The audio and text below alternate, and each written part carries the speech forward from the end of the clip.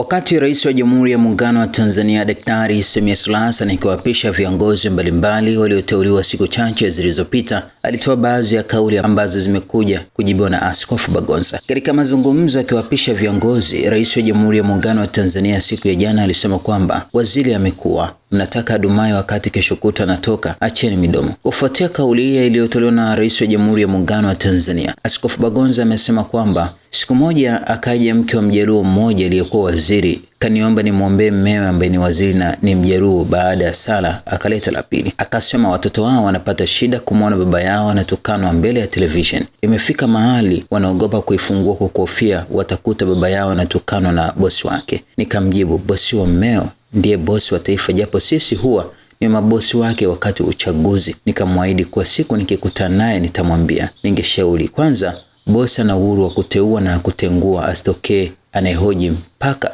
tubadili mkataba. Pili, sababu za kuteua na kutengua zingebaki siri ya mteuaji. Kumsifia mtu wakati anateuliwa alafu akabwatukiwa wakati anatenguliwa inauguza wengi, wakiwemo watoto wa michepuko mpaka wapishwa nyumbani. Sifa kemkem wakati wa uteuzi zikifuatwa na ukimya wakati wa kutenguliwa nako ni shida. Bora kote kwa kimya. Watanzania hatuna dogo, akisema tunazua, asiposema tunabuni, lakini bora kimya. Na kiwe kimya kweli hata kwa washauri na machawa. Tukumbuke kuna watu wanalizwa pochi zao ili wateuliwe. Hakuna risiti, msifuate kama shabiki. Kuna alianzisha huu utamaduni wa kusema kwa nini natamani uachwe. Sema tu dira yetu inadai mabadiliko, itatosha na kubaki. Ukichokonoa sababu kuna watu watanyima unyumba, walidhaniwa maana kumbe waovyo tu. Kambarage alikuwa haongei siku ya kuapisha watu. Uongo. Alipolazimika aliongea siku anateua. Unajua bwana, uhusiano wa mteuaji na mteuliwa au mtenguliwa umejengwa katika usiri mkubwa sana na ule wa wanandoa.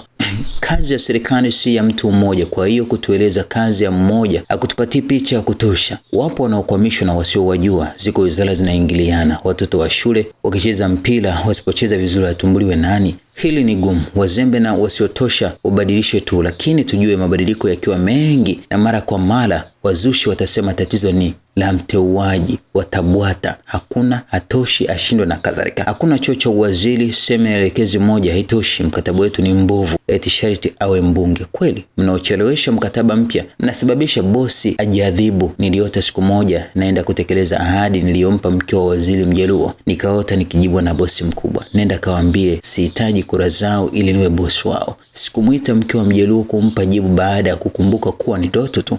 Nilisahau hata mlango ulioniingiza ofisi ya bosi. Nikaingia washroom, akabaki ananicheka, nami nikajifanya nilikuwa na haja wakati nimekosea njia. Nina mpango wa kustaafu kwa tania Wajaluo. Kuna mtu mzito amenionya, nikaonyeka. Nahitaji maoni yao inbox ili nifanye maamuzi. Narudia tena, ikibaki ni siri tunanufaika wote.